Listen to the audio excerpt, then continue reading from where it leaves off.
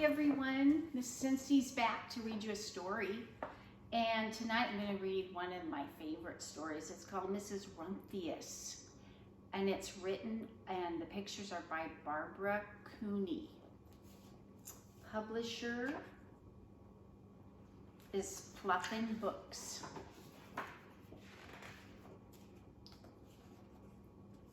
The Lupin lady lives in a small house overlooking the sea. In between the rocks around her house grow blue and purple and rose-colored flowers. The Lupin lady is little and old, but she has not always been that way. I know, she is my great aunt, and she told me so. Once upon a time, she was a little girl named Alice, who lived in a city by the sea. From the front stoop, she could see the wharves and the bristling masts of tall ships. Many years ago, her grandfather had come to America on a large sailing ship.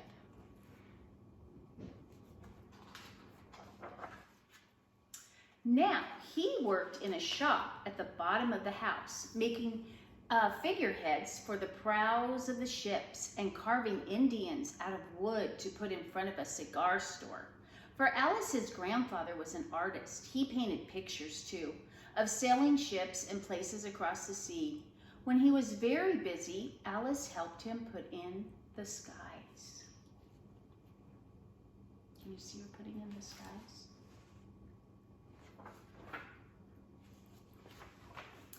In the evening, Alice sat on her grandfather's knee and listened to his stories of faraway places.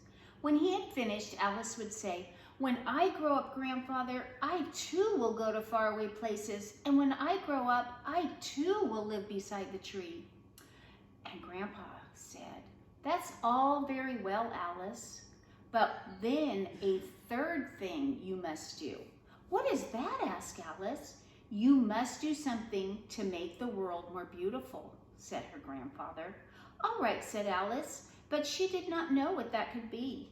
In the meantime, Alice got up and washed her face and ate porridge for breakfast. She went to school and came home and did her homework. And pretty soon she was all grown up.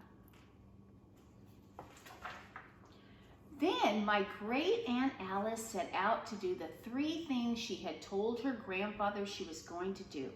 She left home and went to live in another city far from the sea and the salt air. There she worked in a library, dusting books and keeping them from getting mixed up and helping people find ones they wanted. Some of the books told her about faraway places. People called her Mrs. Rumphius now. Sometimes she went to the conservatory in the middle of the park. When she stepped inside on a wintry day, the warm, moist air wrapped itself around her, and the sweet smell of jasmine filled her nose. "This is almost like a tropical isle," said Mrs. Rumphius, "but not quite." So Mrs. Rumphius went to a real tropical island where people kept cockadoos and monkeys and pets. She walked on long beaches, picking up beautiful seashells. One day she met the Papa Raja, king of a fishing village. "You must be tired," he said. "Come into my house and rest." So Mrs. Rumphius went in and met the Maharaja's wife. The Maharaja himself fetched a green coconut and cut a slice off the top so that Mrs. Rumphius could drink the coconut water inside. Before she left, the Maharaja gave her a beautiful mother-of-pearl shell on which he had painted a bird of paradise and the words, "You will always remain in my heart." "You will always remain in mine too," says Mrs. Rumphius. My great aunt, Miss Alice Rumphius, climbed tall mountains where the snow never melted. She went through jungles and across deserts. She saw lions playing and kangaroos jumping, and everywhere she made friends she would never forget. Finally, she came to the land of the lotus eaters, and there, getting off a camel, she hurt her back. "What a foolish thing to do," said Mrs. Rumphius. "Well, I have certainly seen faraway places. Maybe it's time to find my place by the sea. And it was, and she did.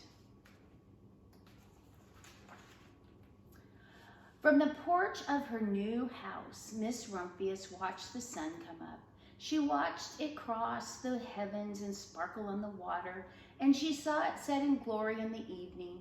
She started a little garden among the rocks that surrounded her house, and she planted a few flower seeds in the stony ground. Mrs. Rumphius was almost perfectly happy, but there still was one more thing that she had to do. I have to do something to make the world more beautiful.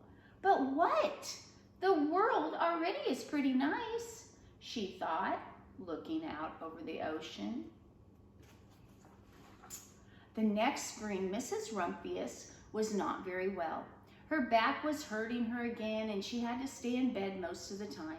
The flowers she had planted the summer before had come up and bloomed in spite of the stony ground. She could see them from her bedroom window, blue and purple and rose-colored. "Lupins," said Mrs. Rumphius with satisfaction. "I have always loved lupins the best. I wish I could plant more seeds this summer so that I could have still more flowers next year." But she was not able to do that.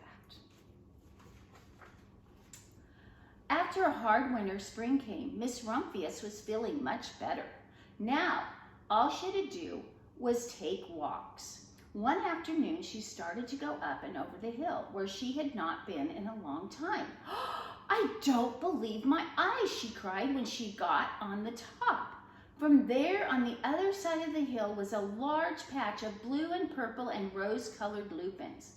"It was the wind," she said as she knelt in delight. "It was the wind that brought the seeds from my garden here, and the birds must have helped too." Then Mrs. Rumphius had a wonderful idea. She hurried home and got out her seed catalog. She sent off to the very best seed house for 5 bushels of lupin seeds. All that summer, Mrs. Rumphius, her pockets full of seeds, wandered over the fields and the headlands sowing lupins. She scattered seeds along the highway and down the country lane. She flung handfuls of seeds around the schoolhouse and back of the church. She tossed them into the hollows and along stone walls. Her back didn't hurt her any more at all. Now, some people called her that crazy old lady. The next spring, there were lupins everywhere. Fields and hillsides were covered with blue and purple and rose-colored flowers. They bloomed along the highways and down the lanes. Bright patches lay down the schoolhouse and back of the church. Down in the hollows and along the stone walls were beautiful, beautiful flowers growing. Mrs. Rumphius had done the third, the most difficult thing of all.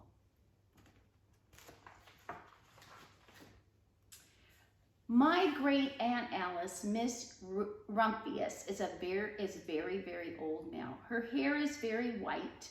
Her year there are more and more lupins. Every year there were more and more lupins. Now they call her the Lupin Lady. Sometimes my friends stand with me outside her gate, curious to see the old lady who planted the fields of lupins. When she invites us in, they come slowly.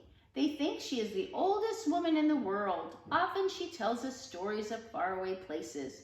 When I grow up, I tell her, I too will go to faraway places and come home to live by the sea. And that is all very well, little Alice, says my aunt. But there's a third thing you must do. And what is that, I asked. You must do something to make the world more beautiful. All right, I said. But I do not know yet what that could be. So boys and girls, I love this book. So what I want you to do is to show me or draw me a picture like we do in our journals at school. And just draw me a picture and write about what you would do to make the world a more beautiful place. And think about what we're doing now. You know, think about things that you would like to see happen to make this world better and more beautiful, like Mrs. Rumphius did. And then when we get on Teams, you can show me what you did. Kind of like our journal writing in school. That would be awesome. Okay? Thanks for listening, and I will see you later.